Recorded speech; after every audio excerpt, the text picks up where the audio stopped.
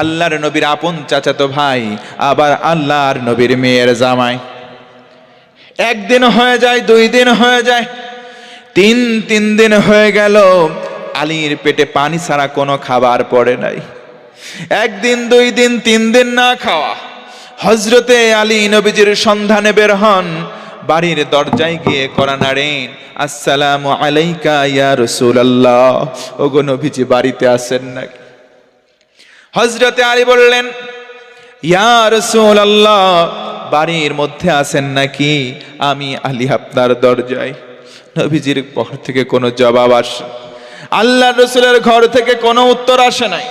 3বার সালাম দিলেন, মনটা ভার হয়ে গেল, মাথা নিচু করে দাঁড়িয়ে আছেন। 3 দিন না খাওয়া আলী বাড়ির দিকে চলে যাবেন। অন্তিম লগ্নে ঘর থেকে আওয়াজ এলো, ও বাবা আলী,